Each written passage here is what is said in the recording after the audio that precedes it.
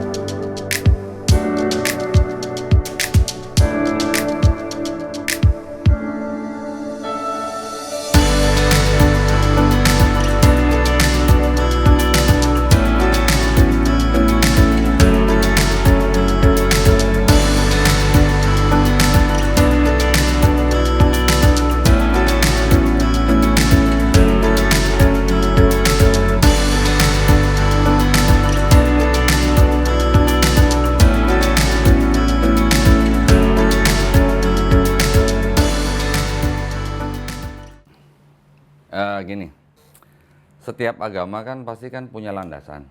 Ya. Landasannya itu kan pasti kitab suci. Nah, pada waktu kita mempelajari kitab suci kita, itu kan kita harus paham bener nih. Pertama itu logis nggak gitu. Ya, masuk akal nggak gitu ya maksudnya. Kemudian bertentangan nggak dengan sains atau ilmu pengetahuan. Kalau dua itu ternyata dilanggar atau tidak terpenuhi, berarti kan menurut saya itu nggak bisa disebut sebagai kitab suci gitu. Nah, pada waktu saya sebelum bersyahadat, saya kan mempelajari ulang nih, ya. Sebab musababnya saya sudah sering cerita lah di channel-channel yang lain lah ya. Tapi pada saya waktu saya mempelajari ulang, ternyata kitab yang saya anggap suci pada waktu itu, ternyata buat saya kok ternyata malah hasilnya malah tidak logis gitu. Ya. Tidak 100%, tetapi banyak yang tidak logis. Kemudian yang kedua, ternyata juga tidak, dalam tanda kutip, tidak dibenarkan atau tidak sejalan dengan ilmu pengetahuan zaman sekarang gitu. Tidak relevan, Mbak? Bukan tidak relevan, maksudnya tidak dibenarkan. Atau artinya di dalam kitab saya itu pada waktu itu terbukti tidak sesuai atau tidak sejalan dengan ilmu pengetahuan zaman sekarang gitu. Nah, dengan dua itu akhirnya saya menganggap bahwa ini buat saya ini ternyata bukan kitab suci gitu. Akhirnya kan saya mempelajari yang lain. Berapa lama kok? Enggak lama, cuma 7 tahun paling lah. Masya Allah, 7 Tapi ada yang 7 hari. Ya, teman-teman mualaf yang lain, ada yang mendapatkan hidayah hanya dalam 7 hari. Itu saya ngiri sama mereka. Hanya dalam 7 hari mereka bisa mendapat hidayah. Betul. Menjemput hidayah. Saya butuh 7 tahun. 7 tahun sebelum saya bersyahadat, itu sebenarnya papi saya, ya. Papi saya tuh sudah duluan login lah gitu ya. Bahasa rukun ya, login gitu ya. Tapi waktu itu saya melihatnya bukan karena riset, ya karena memang hanya oke, yakin pindah gitu ya. Saya memerlukan waktu banyak lama, 7 tahun itu, ya selain saya mempelajari ulang kitab saya, mempelajari ulang agama saya waktu itu. Saya juga mempelajari agama yang lain dong, gitu. Semua, hampir semua lah, yang di Indonesia ya, nggak yang di seluruh dunia. Nah, juga mempelajari termasuk Islam, gitu. Nah, pada waktu mempelajari Islam itulah saya menemukan masuk akal, kemudian sesuai dengan ilmu pengetahuan. Di situ saya baru bilang, oh ini yang baru bisa disebut sebagai kitab suci. Karena tidak mungkin dikarang oleh manusia. Gitu. Karena manusia kalau mengarang ini dia butuh alat gitu. Sedangkan kita tahu Nabi Muhammad SAW tidak punya alat apa-apa. Boro-boro alat yang istilahnya sederhana. Mikroskop nggak punya, teleskop nggak punya gitu. Kok bisa ada ayat-ayat yang berhubungan dengan ilmu pengetahuan, nggak cuman di masalah embriologi, geologi, astronomi gitu. Hampir di semua bidang ilmu pengetahuan itu ternyata Al-Quran sejalan gitu. Nah itu yang membuat saya mengambil keputusan bahwa Al-Quran itu adalah kitab suci, yang benar-benar suci gitu. Ya gini, jadi kalau kita lihat secara keseluruhan ya.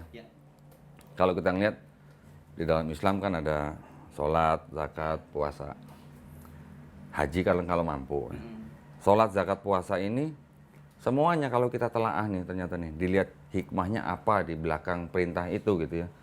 Ternyata tuh semuanya masuk akal untuk kita dan untuk umat manusia gitu.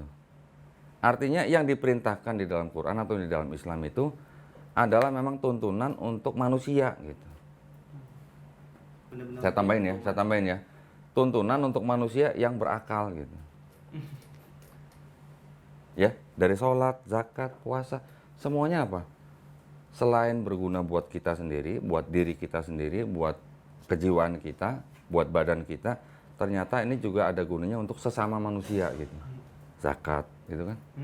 Di dalam puasa, walaupun berguna untuk kita juga, di dalam puasa kan kita tahu lah, bulan Ramadan kita semuanya banyak mengadakan acara yang bersama-sama gitu ya, buka puasa bersama dan segala macam, bakti sosial segala macam.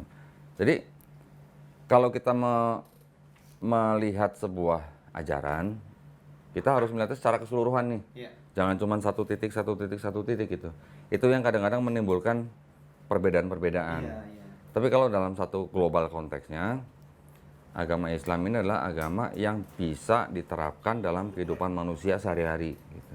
Ajarannya, perintahnya, larangannya, semuanya bisa diterapkan dalam kehidupan sehari-hari, termasuk di dalam sistem peradilan. Dulu saya mempelajari agama saya yang lama, ternyata tidak bisa diterapkan dalam sistem peradilan. Contohnya apa itu? Bahkan di negara-negara yang mayoritas Kristen pun, ajaran mereka nggak bisa dimasukin dalam sistem peradilan. Contohnya, kasihilah musuhmu. Kalau kamu ditampar pipi kanan, kasih pipi kiri. Bisa nggak masuk peradilan kira-kira? Enggak. Kasihilah musuhmu. Iya. Bisa nggak? Enggak. Di dalam Islam, kita boleh membalas yang setimpal, ya kan? Tidak boleh berlebihan. Kita boleh balas yang setimpal, tetapi memaafkan lebih baik. Bisa nggak diterapkan di pengadilan? Bisa. Kalau kasihilah musuhmu bisa nggak? Enggak. Terlalu general dan tidak spesifik ya. Kalau rumahnya kemasukan rampok misalnya, kasihilah musuhmu. Jadi ambil semua dong nanti. Kasih ambil semua. Kalau negara kita kedatangan penjajah, kasihilah musuhmu. Gimana? Ambillah semua gitu kan. Iya. Betul nggak? Walaupun penafsiran daripada pemuka agama kita atau gereja itu kan mereka bilangnya artinya kasihilah musuhmu itu artinya jangan membalas kejahatan dengan kejahatan. Tapi kalau ada negara agresi yang datang ke negara kita, apa kita nggak boleh balas? Nah itu maksud saya. Dulu yang kita dengar dalam setiap ibadah saya, kita harus mengasihi sesama manusia. Itu betul. Itu bisa diterapkan di mana saja. Tetapi pada waktu kita kasihilah musuhmu, sudah nggak bisa jalan. Kalau ditampar pipi kanan, kasih pipi kiri. Kok rasanya nerimo banget gitu ya. Pasrah banget gitu kan. Padahal kalau kita baca Bible yang istilahnya yang dengan teliti, Yesus mengajarkan murid-muridnya kalau ditampar pipi kanan, kasih pipi kiri. Tapi waktu Yesus diadilin, waktu dia diserahkan oleh imam Yahudi waktu ditangkap kemudian diserahkan ke imam besar untuk diadili, Yesus ditampar sama seorang penjaga. Dia nanya, kata-kata saya yang salah tuh mana gitu. Kalau ada yang salah tolong tunjukkan. Kalau nggak ada yang salah kenapa kamu tampar aku gitu. Itu artinya gimana? Sama nggak dengan ajarannya? Beda, karena itu mempertanyakan dulu. Itu baru sebagian kecil gitu yang ya. Paham ya? Jadi akhirnya saya menemukan bahwa oh ternyata ajaran ini bagus, sebenarnya bagus ajarannya. Tetapi kalau orang Jawa bilang tuh apa ya? Too good to be true gitu. Artinya too good to be true apa ya? Kalau dalam bahasa Indonesianya terlalu muluk-muluk kali ya. Terlalu tinggi gitu. Tapi sebenarnya nggak bisa diterapin gitu. Ini saya bukan menjelekkan agama saya yang lama, bukan. Ini menurut saya. Kalau menurut teman-teman atau saudara-saudara saya yang lain yang Kristen yang memandang bahwa oh enggak itu bisa diterapkan dan segala macam, ya monggo gitu ya. Tapi yang jelas di peradilan manapun itu nggak bisa diterapkan. Kemudian juga di salah satu dinding di gedung Universitas Harvard itu ada apa namanya kayak semacam quotes gitu. Itu universitas malah dia mengquote ayat Quran. Bukan ayat kalau ditampar pipi kanan kasih pipi kiri gitu. Apa quotes Quran? Saya lupa, cuman dari surah An-Nisa, cuman saya lupa ayatnya. Saya lupa. Itu yang jelas dari ayat Quran. Nanti kalau mau dilihat fotonya ada sebenarnya, cuman harus cari dulu ya. Nantilah mungkin ditampilin ya. Betul, betul. Bisa ditongolin ya nanti ya. Nanti saya kasih fotonya. Nah, jadi itu bukti bahwa ajaran Islam itu bisa diterapkan di mana saja di kehidupan manusia, baik di kehidupan bermasyarakat maupun sampai ke pengadilan. Kalau yang namanya kita boleh membalas yang setimpal, itu artinya butuh pengadilan nggak? Butuh. Butuh. Karena kita boleh membalas. Kalau orang membunuh, kita boleh balas dengan yang setimpal. Betul. Membalas dengan setimpal bisa dengan dibunuh juga ataupun juga dipenjara gitu. Setimpal gitu kan. Masalah berapa lamanya itu tergantung dari hakim. Tetapi kita bisa membalas yang setimpal artinya kita ada media untuk membalas di pengadilan. Tapi kalau sudah kasih musuhmu, perlu pengadilan nggak? Udah nggak perlu lagi. Nggak perlu. Nah itu maksud. Karena di dalam Islam mengenal rasis nggak? Enggak. Ya. Pesan Nabi Muhammad SAW sebelum beliau wafat, orang Arab tidak lebih baik daripada orang kulit putih. Orang kulit putih tidak lebih baik daripada orang Arab. Yang terbaik dari mereka yang apa? Apanya yang terbaik dari mereka? Yang Arab maupun yang non-Arab? Takwanya. Jadi di ajaran Islam saya menemukan bahwa tidak ada diskriminasi, tidak ada rasis, ya kan? Di Islam juga kita mengenal bahwa Allah menciptakan bangsa-bangsa yang berbeda-beda supaya apa? Supaya kita saling mengenal. Betul. Gitu kan? Artinya tidak boleh merendahkan. Setiap manusia di hadapan Allah Subhanahu wa taala semua kedudukannya sama. Ya kan? Kalau orang Arab tidak lebih baik daripada orang non-Arab tidak lebih baik daripada orang Arab, tetapi yang paling baik dari antara mereka adalah yang paling bertakwa. Iya. Artinya yang dilihat daripada Allah Subhanahu wa taala apanya? Bukan warna kulitnya, Betul. bukan rasnya, tapi takwanya gitu. Sedangkan di agama-agama lain kita bisa melihat bahwa ada yang berdasarkan kasta. Ya. Dia dapat kasta tinggi kalau dia lahir di mana, dia lahir dari siapa. Oke. Kemudian ada agama juga yang terlalu eksklusif, hanya untuk kaum atau suku tertentu gitu. Iya. Betul kan? Ada juga agama yang tidak menekankan pada konsep ketuhanannya, tapi hanya konsep seperti filosofi jalan kehidupan aja gitu. Tetapi mengenal Tuhan siapa yang menciptakan kita kurang ke situ gitulah. Jadi itu hanya semacam filosofi gitu. Nah ini yang akhirnya saya tidak bisa mengikuti karena ada hal-hal seperti itu. Sebenarnya ada satu agama selain Islam yang sebenarnya sama-sama tauhid, sama-sama monoteis, yaitu agama Yudaisme. Nah. Yahudi berarti. Yudaisme. Tetapi Yudaisme ini seperti tadi saya bilang, ini sebenarnya dia sangat eksklusif. Hanya untuk orang-orang Israel, gitu ya. Dan orang-orang yang non-Israel sama mereka dianggapnya ya disebutnya sih goyim gitu ya. Pengertiannya mungkin saya nggak usah terlalu jelasin dalam-dalam di sini lah. Tetapi artinya mereka hanya eksklusif hanya untuk orang Yahudi. Oke, orang non-Yahudi boleh menjadi pelaku Yudaisme boleh. Tetapi kalau di dalam darah dia bukan tidak ada darah Yahudi, terutama dari darah ibunya, atau tidak ada kesukuan dari darah ayahnya, dia tidak akan diakui sebagai orang Yahudi. Nah, tetapi mereka monoteis dan mereka tauhid. Mereka percaya sama Allah itu Esa. percaya dan mereka mengakui bahwa kita Muslim menyembah Tuhan yang sama dengan Tuhan yang mereka sembah, yaitu Tuhannya Nabi Abraham, Nabi Ishak, dan Nabi Yakub. Gitu. Cuman sayangnya mereka hanya berhenti di nabi-nabi kecil sebelum Nabi Isa, dan apalagi sampai ke Nabi Muhammad SAW. Tetapi dari pandangan rabi-rabi Yahudi itu sebenarnya mereka mengakui bahwa Nabi Muhammad SAW itu adalah seorang nabi. Cuman bukan nabi untuk mereka gitu loh. Sebagai nabi, tapi bukan nabi untuk bangsa Yahudi.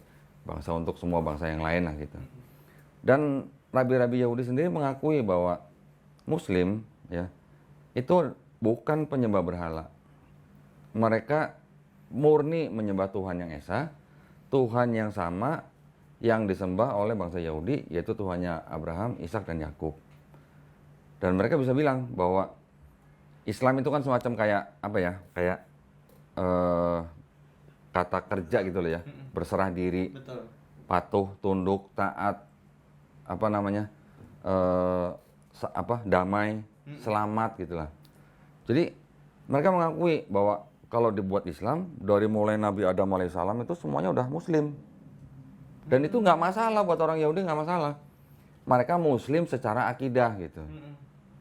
Kalau Yahudi kan banyak ininya kan, banyak aturannya gitu, sampai 613 aturan di dalam agama mereka gitu. Jadi buat orang-orang Yahudi yang pikirannya istilahnya udah sama-sama kita memandang dari sebuah global konteks, Islam itu adalah ya memang agamanya dari semua nabi-nabi secara akidah gitu. Iya, nih gitu. Terus terang saya belajar Islam masih kulitnya doang. Terus terang. Karena ilmu Islam tidak bisa diukur dengan apa ya?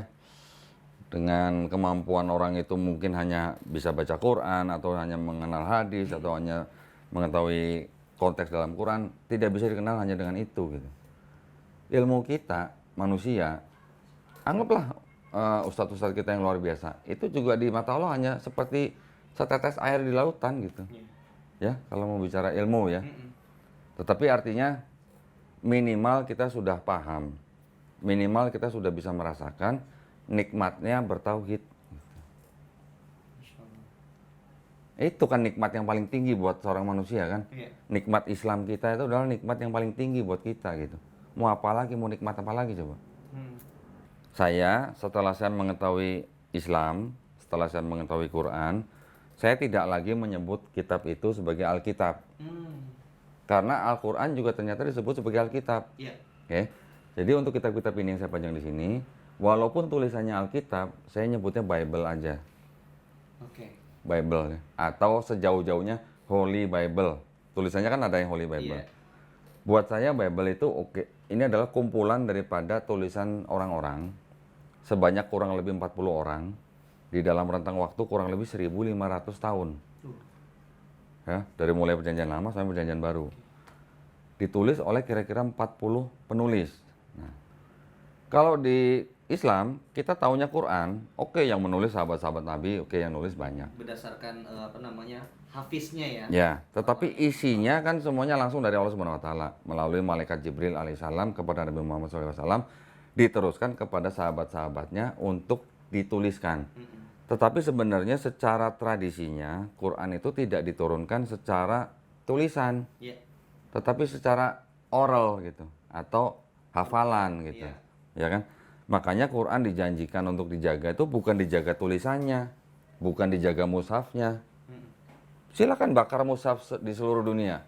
Silakan musnahkan semua soft copy yang ada di laptop atau di komputer. Silakan semua hancurkan. Dalam waktu dekat, dalam waktu singkat, itu bisa langsung bisa dibentuk lagi, direkonstruksi lagi. Oleh siapa? Oleh hafiz-hafiz Quran. Dan itu tidak ada yang berubah sama sekali. Nah, Masya Allah. tapi coba ini semuanya dibakar. Yang di seluruh dunia dibakar. Soft copy di komputer dibakar. Yang Bible nih. Bisa nggak terbentuk lagi? Nggak bisa. Nggak ada yang hafal Bible, nggak ada. Itu bedanya gitu. Makanya kita kan juga mengetahui bahwa di dalam Quran membenarkan ya kitab-kitab yang sudah diturunkan sebelumnya, Taurat, Zabur, Injil. Oke. Tetapi ketiga kitab yang diturunkan ini kan tidak dijanjikan untuk dijaga. Hanya kepada Bani Israel Betul, di masa itu aja. dan hanya pada zaman itu. Ya. Nah, sekarang pertanyaan kita adalah, apakah Taurat, Zabur, Injil yang disebutkan di dalam Quran, apakah ini? Alhamdulillahnya gini kan, yang disebutkan Taurat, Zabur, Injil di dalam Quran itu dibenarkan, ya kan? Tetapi kan juga dikoreksi. Dikoreksi itu artinya, oke, itu kan tadi kita setuju ya bahwa Taurat, Zabur, Injil itu adalah wahyu-wahyu yang diturunkan Allah Subhanahu wa taala kepada nabi dan rasulnya untuk Bani Israel pada zaman itu. Oke. Oke. Jadi kalau nabi-nabi dan rasulnya sudah tidak ada, ya otomatis wahyu itu juga tidak ada, ya ikut kepada nabinya. Intinya balik lagi ke niat ya. Kan di apa namanya, kita tahu lah semua perbuatan itu kan tergantung daripada niatnya. Ya. Kalau kita memang memikirkan kehidupan setelah kematian, ya ayo kita mulai dari sekarang gitu. Jangan ditunda-tunda, nanti kalau udah terlentang nggak bisa apa-apa gitu. Khususnya juga buat yang muda-muda. Kita bergaul dengan siapa saja boleh, tetapi kita kan harus punya apa ya namanya ya, kayak semacam batasan juga. Jangan setiap orang kita apa namanya dalam bergaul tuh kita tidak pandang. Artinya kita memang tidak memandang agama dan ras siapapun. Iya. Tetapi di dalam pergaulan sebaiknya juga kita Tetap difilter. tetap ada penyaringan lah, Betul. supaya kita tidak ngikut ke dalam istilahnya apa perbuatan atau mungkin tindakan yang bisa menyalahi agama kita sendiri Karena gitu. itu kan mempengaruhi ya, Ko ya. Sangat mempengaruhi. Nah, yang jadi masalah itu yang kita sering jadikan apa namanya tempat untuk curhat atau tempat untuk minta tolong, suka lupa kita. Iya. Ya. Setiap kali kita sholat kita selalu baca, iya karena budu wa iya karena stain. Tapi giliran udah keluar sholat kita lupa. Kita minta tolongnya ke siapa, kita minta tolongnya kemana gitu. Padahal kalau kitanya membersihkan diri kita ya dari segala macam dosa, kitanya bertawakal, artinya kita kan simpel sebenarnya tawakal ya. Kelihatannya simpel memang ya, hanya menjalankan perintah, menjauhi larangan. Kelihatannya simpel, tapi memang mungkin menjalankan tidak semua orang merasakan hal yang sama. Tetapi kalau kita selalu berusaha bertawakal, insya Allah kita hanya perlu minta tolong kepada yang menciptakan kita. Nanti yang menciptakan kita akan menolong kita melalui siapapun, itu udah urusan dia gitu loh. Maksud saya gitu. Jadi buat kita semua yang apa istilahnya yang sudah punya nikmat Islam, gini nih harusnya pegang terus nih, pegang dengan Benar-benar keras gitu loh bukan ya.